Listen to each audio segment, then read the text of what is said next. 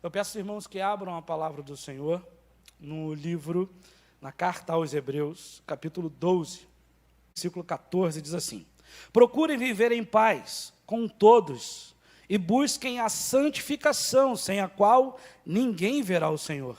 Cuidem para que ninguém fique afastado da graça de Deus e que nenhuma raiz de amargura brotando cause perturbação, achou lugar de arrependimento, embora com lágrimas o tivesse buscado. Ora, vocês não chegaram ao fogo palpável e aceso, à escuridão, às trevas, à tempestade, ao toque da trombeta ou ao som da palavra tais, que aqueles que ouviram isso pediram que não fosse dito mais nada, pois já não suportavam que lhes era ordenado. Até um animal, se tocar o monte, será apedrejado.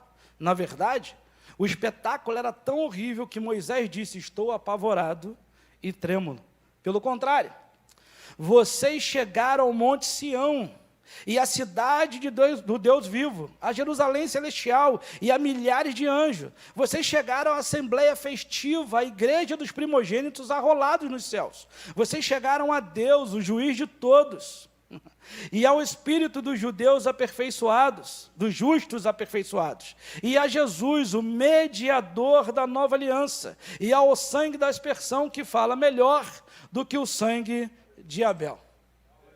Deus bendito, louvado e exaltado seja o teu santo nome, e que tu fales conosco. A tua palavra é viva e eficaz, a tua palavra alcança lugares que nenhum homem é capaz de alcançar. Sabemos que a pessoa do Senhor Jesus, como aquele esperado, como aquele que vem e cumpre tudo o que foi dito sobre ele. E ele vai dizendo, por exemplo, no capítulo de 1 ao 4, de 1 a 4, capítulo, ele começa a revelar a revelação completa de Deus, que esse Deus, Jesus, é maior do que os anjos, é maior que Moisés, é o nosso sumo sacerdote. Ele chega a dizer, eu gosto muito quando diz assim, é o sacrifício suficiente, quer dizer, você não precisa de outro, ele é completo, já foi feito.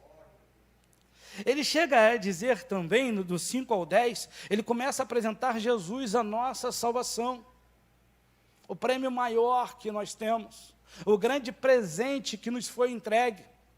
Apesar que alguns, como foi dito aqui também, ainda não entenderam muito bem isso, não têm valorizado essa bênção, essa dádiva ou esse presente recebido, que é a salvação. Quando chegamos ao 11, ele começa agora a falar sobre os heróis da fé. Que homens são esses, mulheres são essas? São pessoas que, crendo, tiveram uma expectativa tal em Deus, que foram abençoados em seus projetos, mesmo todos esses projetos sendo projetos de Deus. Alcançaram tamanha bênção de serem relatados, foram informados nesse livro de Hebreus, falando sobre exatamente a questão da fé e dizendo como é que alguns, que o próprio Deus assim, olha, vamos parar por aqui que não há tempo para a gente conseguir falar de todos aqueles que tiveram uma vida em Deus. E aí a gente chega no capítulo 12.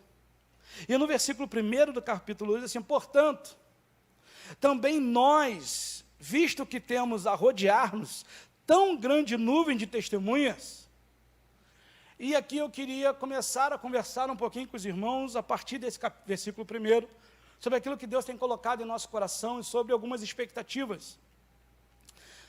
Eu já ouvi bastante sobre esse texto e esse episódio, dizendo a rodear-nos tão grande número de testemunhas, dizendo que eu, como cristão, deveria me preocupar com o tipo de vida e de conduta que eu teria, porque, afinal de contas, tem uma nuvem de testemunhas aí para me olhar, e eu deveria dar bons testemunhos. Amém? É verdade que existe aí um grupo grande, e nós, como cristãos, temos sim a obrigação de sermos íntegros na nossa atitude, mediante o compromisso assumido. Cantamos aqui, erguerei a bandeira, Jeová Nissi, tem um trecho no louvor que cantamos, onde o nome dele é exaltado, estendemos ele, é verdade. Nós, como servo de Deus, temos um estandarte, levamos o nome de Jesus. Mas esse texto, baseado naquilo que o autor dos Hebreus está dizendo, ele não está falando de uma nuvem de testemunhas que nos verá. Não, ele está relatando e voltando exatamente para o versículo 11, dizendo, mediante a essas testemunhas, essa multidão de testemunhas que tiveram toda essa experiência de fé, isso é suficiente para nos fazer trabalhar da forma correta. Quando a gente acaba de ler o capítulo 11, percebe tudo que foi feito ali, fala, opa, eu também posso. Como disse Paulo, em Deus suporto, consigo fazer todas as coisas. Em Deus. Se a gente pegar o último versículo do capítulo 11, que é aliás, os dois últimos, 39 e 40, assim, todos estes mesmos tendo obtido bons testemunhos por meio da fé, não obtiveram a concretização da promessa. Por mais que tiveram todas essas experiências, não tiveram a concretização da promessa. Porque Deus tinha previsto algo melhor para nós. Você não me ouviu, né? Eu vou repetir. Todos aqueles que viveram lá, apesar de terem tamanha experiência por meio da fé, não obtiveram concretização da promessa. Mas, porque Deus tinha previsto algo melhor para nós. Porque eles, sem nós, não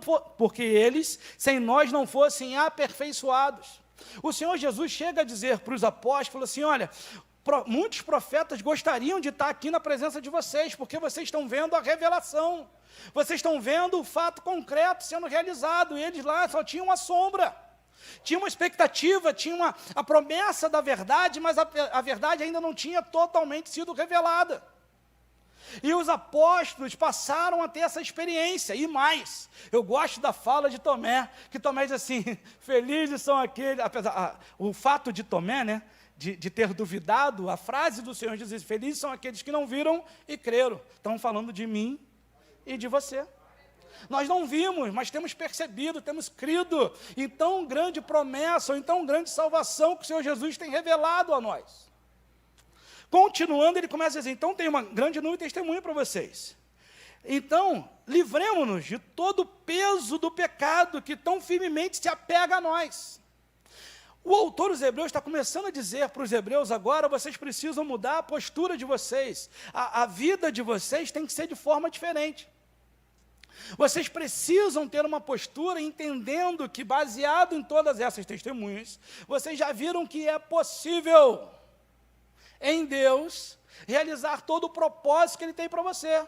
Mas olha só, já tem uma coisa que eu preciso avisar vocês, o pecado, ele persiste, sabe, ele não vem, daqui a pouco você conseguiu se livrar, não, o pecado que tão firmemente se apega a nós, é uma luta constante contra o pecado, constante, dia após dia. Por isso que a verdade contida nesse convite que foi feito a você, das quintas-feiras de fevereiro, você começar a estudar sobre Atos. Porque Atos, apesar de estar escrito Atos dos Apóstolos, é bem conhecido sobre toda a igreja, que é Atos do Espírito Santo, é a ação do Espírito Santo na igreja, que desenvolveu a igreja para conseguir cumprir o propósito de Deus. E a ação deles, através do Espírito Santo, fez com que tudo isso chegasse até nós. De novo, uma experiência de testemunho para nós. E corramos com perseverança, persistente, continuidade. Mantenham-se firmes no propósito. Apesar de tão grande luta contra o pecado, que é insistente, ele persiste, seja perseverante, não pare. A carreira que nos está proposta. Eu sei que parece jargão evangélico, mas Deus tem um propósito na sua vida. Parece? Não, Deus tem uma proposta na sua vida. Deus tem algo que já foi feito. Eu lembro sempre eu não vou lembrar dele agora, né? Foi um cantor muito famoso lá na Maranata de Caxias, Sérgio Lopes. E aí eu lembro que ele falou uma frase assim, Deus tem um plano. E Ele abençoou você, pegando você e colocando dentro do plano dele. Você tem uma participação especial dentro do plano de Deus. Sabe, de todo o plano de Deus, Ele chama você para participar. Se alegre com isso. Quanto mais lhe é dado, mais lhe é cobrado. Mas tamanha bênção é essa que você recebeu da salvação. Olhando firmemente para o autor e consumador da nossa fé. E o texto já afirma, Jesus. Sabe, se você já sabe que tem alguém que é Satanás, trabalhando o tempo inteiro com artimanhas e artifícios do pecado, que vai o tempo inteiro tentando te pegar e tentando te impedir, ele fala para você ter perseverança. Continua firmemente. E aí, qual é o seu alvo? Aí você tem que olhar para o autor e consumador da vossa fé. Você tem um alvo, você tem um objetivo. Por mais que aqui tenham dificuldade tentando te impedir, olha para o alvo. Siga em frente. Não desista. Você não está só. Você não está só. O qual, em troca da alegria que lhe estava proposta, suportou a cruz. Um Deus que morre. Ou que se deixa morrer, que se permite morrer. Né? Eu lembro de um livro do pastor, não sei se é pastor, o reverendo Tito, que ele fala, um Deus da mão manietada. Deus se permite prender. Ele podia a qualquer momento se livrar, mas ele permite se prender, como ovelha muda indo para o matadouro, ele se permite, para quê? Para que nós tenhamos tão grande salvação, sem se importar com a vergonha, e agora até está sentada à direita de Deus Pai. Sabe? A gente precisa crer que na visão de Estevão, que é daí que a gente tem essa informação, que ele olha, o céu se abre e ele vê naquele momento Deus, à destra de Deus Pai Todo-Poderoso. Sabe, é esse Deus, o sumo sacerdote, que intercede por mim e por você, constantemente, ao lado do Pai. Conhece as suas petições, sabe exatamente o que você precisa. Como o pastor disse, você veio aqui para adorá-lo, para entregar alguma coisa a Ele, mas é bem verdade que você tem uma necessidade, é bem verdade que você precisa de alguma coisa. Deus não desconsidera isso, muito pelo contrário, Ele recebe a sua oferta, recebe o seu louvor, e de contrapartida, Ele está ouvindo e está sussurrando o seu coração, fortalecendo os seus braços, fortalecendo o seu joelho cansado, porque você ainda tem muita coisa para caminhar. Portanto, pense naquele que suportou tamanha oposição dos pecados contra si mesmo, para que você não se canse e nem desanime. Lembrei de algo agora. Certamente os irmãos oraram por mim, pela minha esposa, pela minha família. Nosso filho hoje, Marcos Rogério Júnior, está com 12 anos de idade. Mas no ano de 2016 o Marcos foi acometido de leucemia. E começa-se o tratamento, e começa o processo de tratamento. Mas, nesse processo de vai para hemorragia, começa o processo, ele acabou precisando fazer uma punção lombar, se eu não me engano, era uma punção, e ele tem bronquite, estava um pouco congestionado. E a doutora estava preocupada de sedá-lo, de se tiver alguma complicação, não conseguir voltar. Então a gente foi na segunda, na terça, na quarta, na quinta. Só que a gente está falando do hemorrio, no centro da cidade. Lembra como é que é estacionamento no centro da cidade? Sim. Pensa como é que é barato quando você acha. E eu estava pagando absurdo naquele mesmo, na rua do hemorrio, pagando.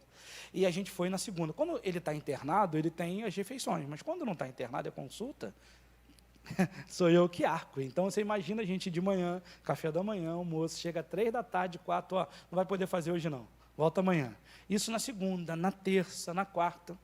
E aí eu comecei a procurar um estacionamento, ver se conseguia alguma coisa mais barata, orando a Deus. E aí eu encontro o estacionamento. Boto nesse estacionamento na segunda, boto nesse estacionamento na terça, boto na quarta, na quinta. Falei, amor, eu preciso trabalhar, eu tenho que fazer dinheiro, não está dando mais. Eu deixo você aí, às 3 da tarde eu volto. E assim eu fui trabalhava com aplicativo. Quando eu volto, a José, amor, sobe, o Marcos vai ficar internado. E eu subi. Aí eu voltei, tive que dar a volta, botar o carro lá estacionado, e fui na direção do hospital. Falei, não tem um papelzinho? Ele falou assim, não, hoje você não precisa de papelzinho não, pode ir lá. E aí eu fui. Quando eu cheguei lá, foi a primeira vez que nós tivemos a notícia que o Marcos precisaria de transfusão de sangue. Então você imagina por um leigo, ver o seu filho, a informação que terá transfusão de sangue.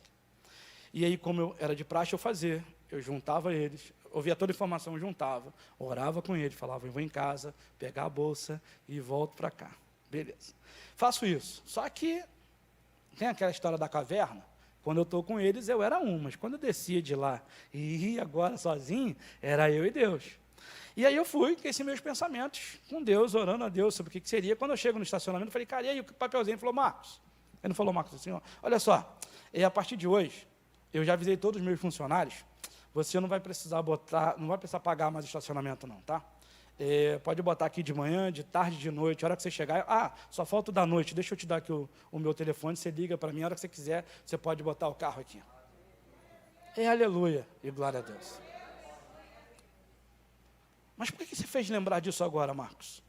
É o que acontece depois que eu agradeço o dono do estacionamento e entro no carro. Eu ouço claramente Deus falar comigo, de uma forma que nunca falou. Talvez você também não tenha ouvido ele falar dessa forma. Mas a sensação é como se fosse assim, cara, a parada a partir de agora vai ficar brava.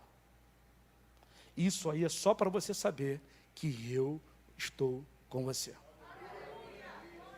Eu não sei se eu vim pela linha vermelha, se eu vim pela Brasil, eu não sei. Eu sei que cheguei em casa, precisei de pedir meu pai para levar o carro, porque eu não tinha condições psicológicas de levar o carro. Mas foi muito nítido isso. E algumas vezes Deus faz assim, cara, confia. Confia. Mais de 3 anos de tratamento, e eu coloco naquele estacionamento lá, atrás do corpo de bombeiro, coloco lá todas as vezes e está lá. E a gente foi saber depois que o dono do estacionamento faz aniversário dia 2 de agosto, no mesmo dia do aniversário do meu filho. Sabe, Deus cria algumas circunstâncias, mas você precisa acreditar que Ele é fiel. Sabe, Ele te sustenta pela mão, Ele conduz você, Ele guarda você, mas Ele está dizendo, cara, depois a gente conta outro testemunho, porque Ele já tinha dito antes, em Hebreus, que poderá fazer um homem, cara. Não te abandonarei, nunca, jamais te deixarei. Ele já tinha dado essa palavra antes, pela boca do meu filho, no dia da internação. E aí ele vem e confirma, e a partir daí foi assim que ele fez, esteve conosco todo o tempo. Na luta contra o pecado, você ainda não assistiram até o sangue, você não resistiu até o sangue. Vocês se esqueceram da exortação que lhe foi dirigida como filhos. E aí aqui agora o autor começa a dizer sobre essa questão de apesar desse processo, você já tem a questão do pecado o tempo inteiro em cima de você, te perseguindo, tentando impedir o seu avanço. Ele diz, olha, cara, persista. Olha para o alvo, vai em frente, seja perseverante. E toda essa experiência, toda a ação que Jesus fez por você, é para que você não se canse nem desanime. Olha, e nesse processo vão ter exortações.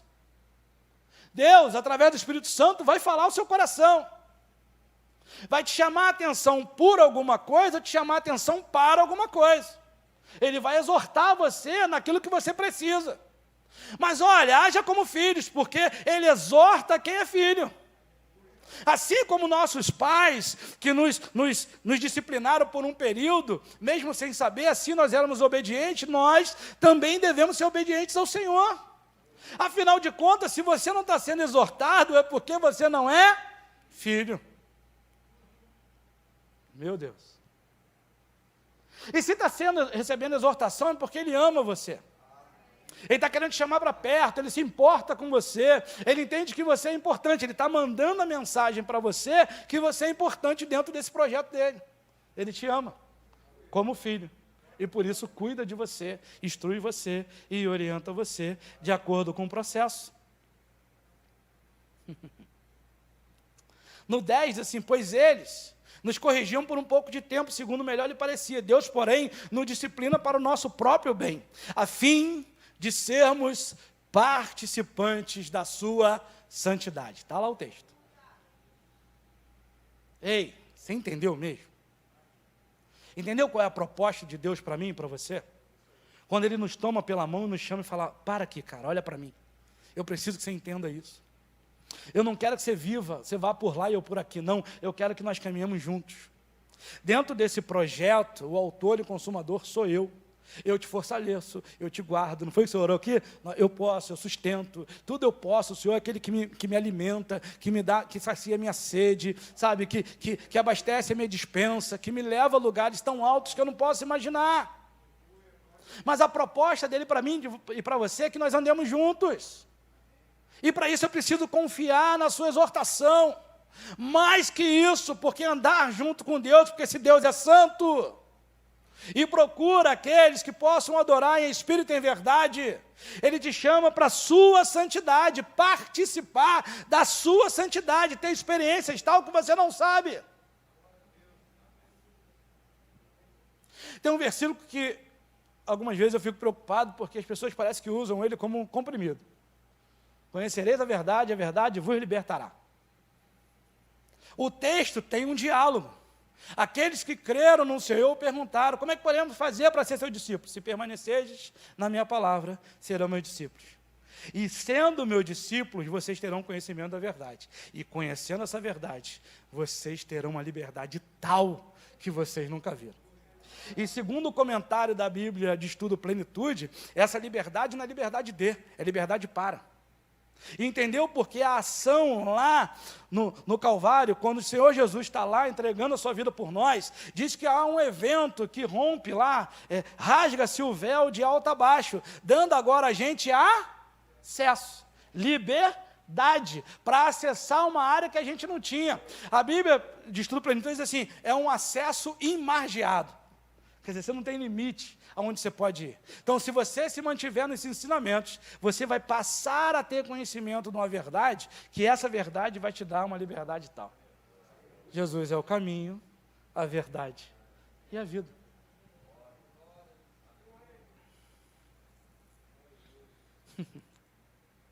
Porém, mais tarde produz, aí diz a santidade, né? Na sua verdade, no 11, na verdade, toda disciplina ao ser aplicada não parece ser motivo de alegria, mas de tristeza. Porém, mais tarde produz frutos pacíficos aos que têm sido por ele exercitados, frutos de justiça. Se você se mantiver, se você aguentar, se você não pedir para sair, olha, frutos de justiça serão produzidos. E pessoas serão abençoadas com essa sua postura. Eu vou ler o outro, de repente eu te convenço. No 12 diz assim, por isso, levantem as suas mãos cansadas e fortaleçam os seus joelhos vacilantes.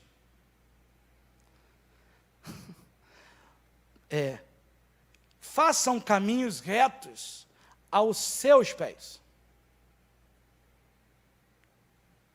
para que o manco não se desvie, mas seja curado. Acho que você não entendeu. O Senhor está convidando a mim e a você, para que tenhamos uma vida reta, assim como disse lá para Josué, não desvia para um lado nem para o outro, mantém nessa direção, guarda tudo que está nessa lei, sabe, que essa lei não saia, nunca saia da sua boca.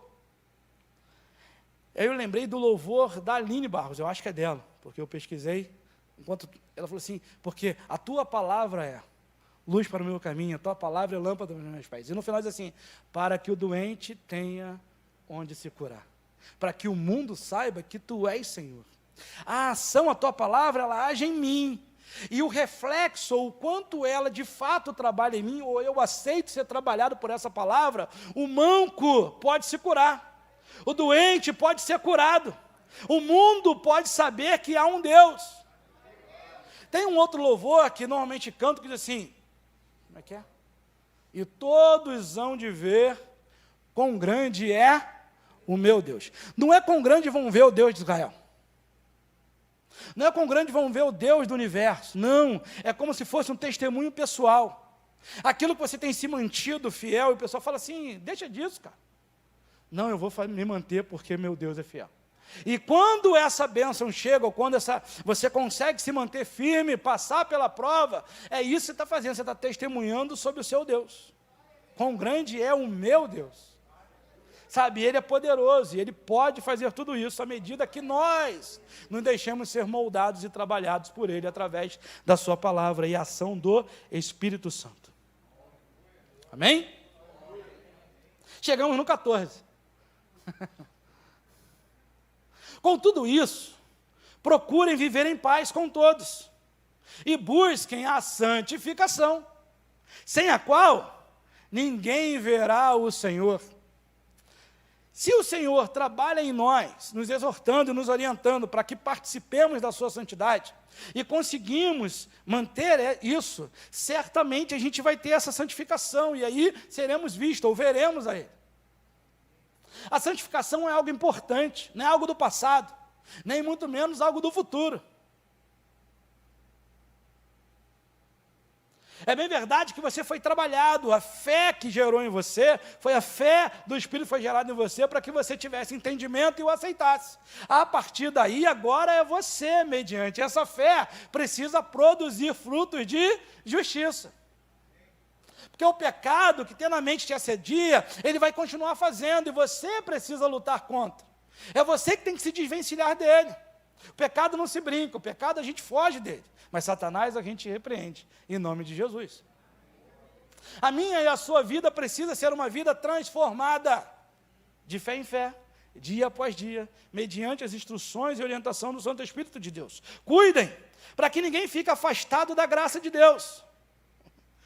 Então ele diz assim, busquem a santificação, porque sem ela ninguém verá Deus. Depois que você alcança isso, agora você tem que fazer uma outra ação, cuide.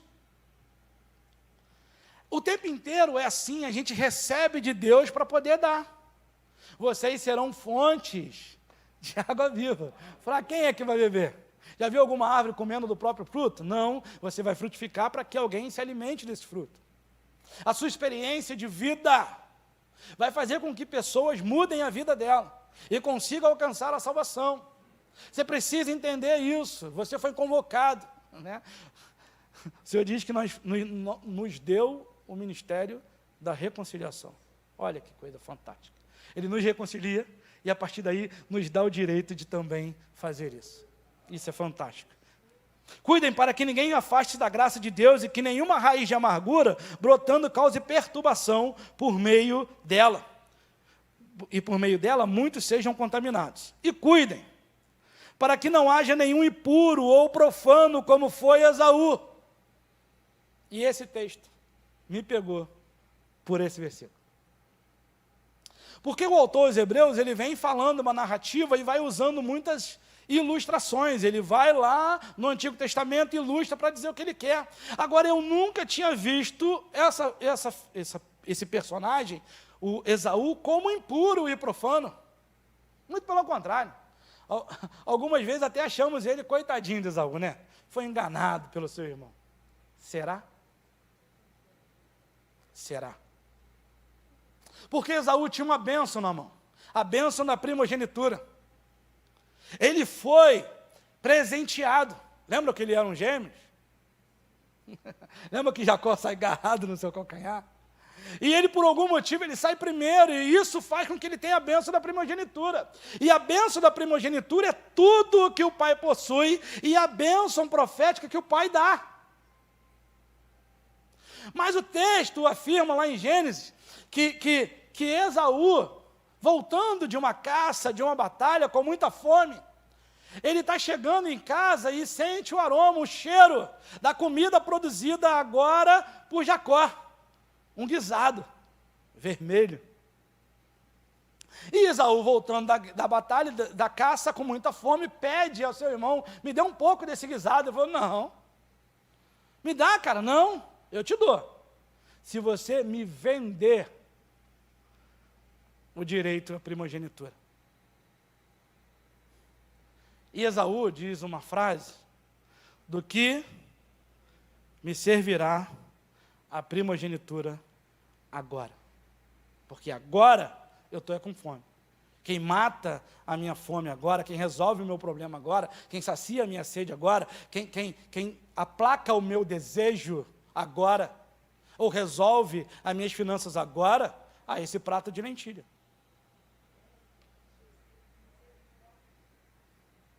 E ele entrega. E quando ele entrega, vai acontecer uma porção de coisas. E aí é interessante que, quando você vai ver lá sobre Jacó, Esaú diz assim, Esaú era caçador, Jacó era pacato. Pacato era reto, íntegro. Você não tem nada de Jacó, até o episódio com Isaac. Inclusive, quem arquiteta o projeto de engano é sua mãe. A partir daí, Jacó começa a desfrutar da sua essência. Mas aqui no Novo Testamento, o autor dos Hebreus começa a dizer, olha, sabe que preço foi aquilo lá de Esaú? Jacó não enganou, não. Muito pelo contrário, Jacó fez uma proposta. E Esaú desqualificando ou menosprezando, dando menos valor do que se devia à primogenitura, a vende por um prato de comida, para resolver a sua questão momentânea.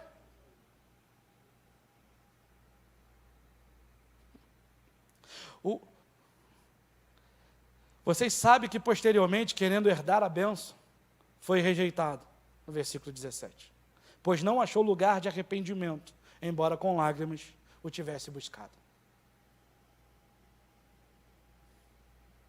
O autor e consumador da nossa fé, Jesus, deixou de gozar de alegria para passar por vergonha e grande sofrimento na cruz do Calvário por mim e por você.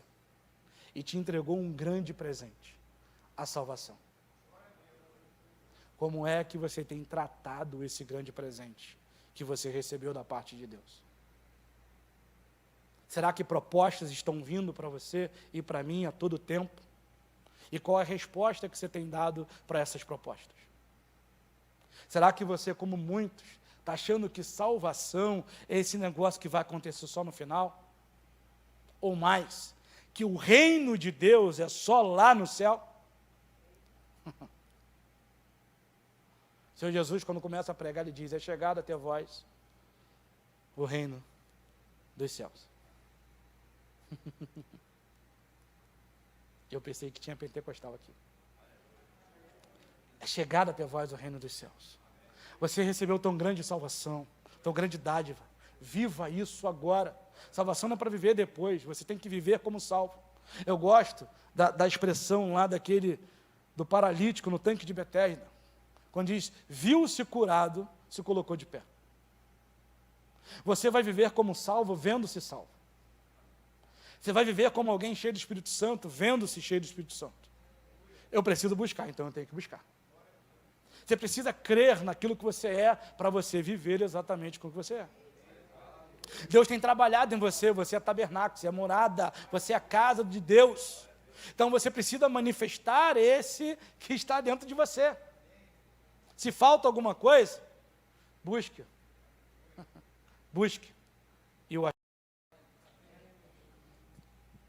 30. Deus é bom. Ele faz aqui uma outra,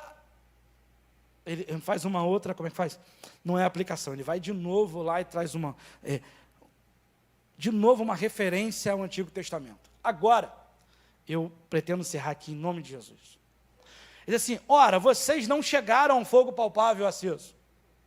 Vocês não chegaram à escuridão, vocês não chegaram à treva. Sabe, vocês não chegaram à tempestade, vocês não viram isso. Foi tão horrível que eles pediram: não, Moisés, que Deus fale com você.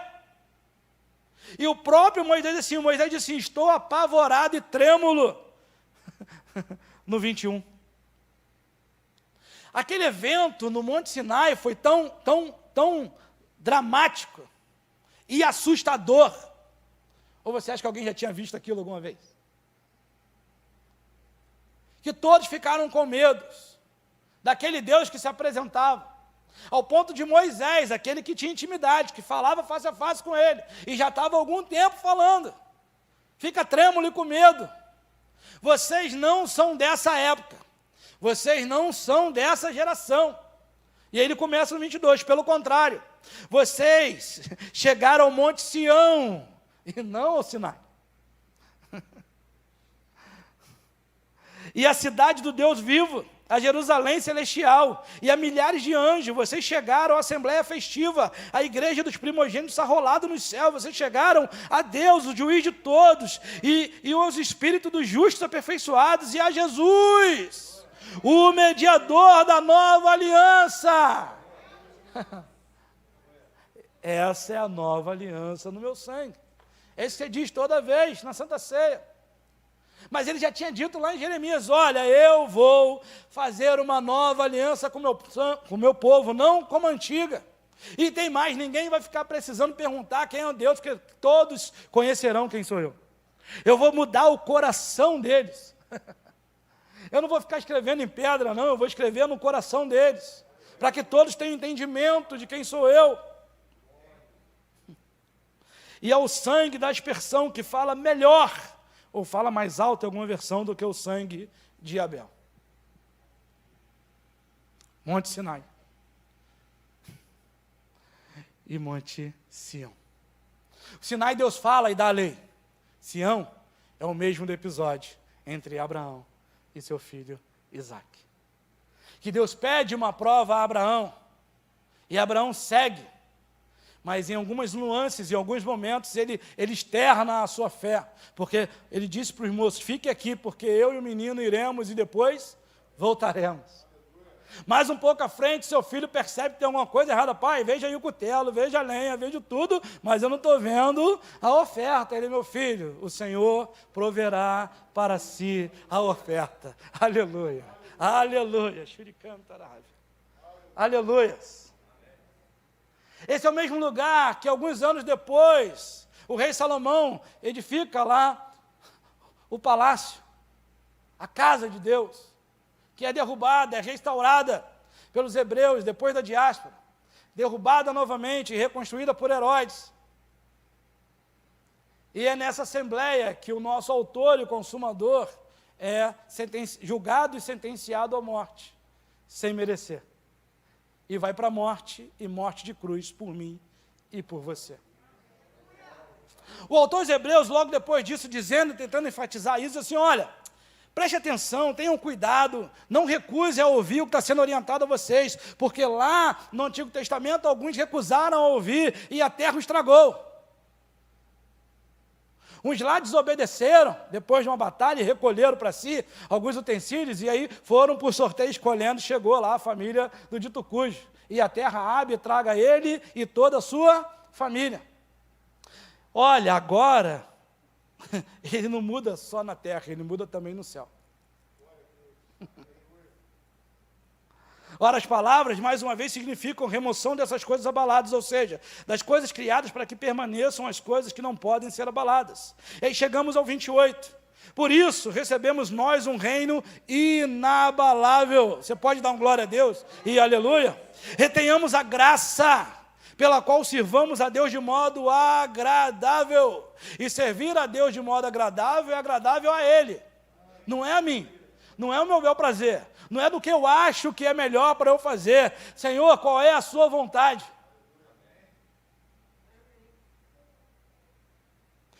Com reverência, algo que tem faltado em nosso meio, no meio evangélico.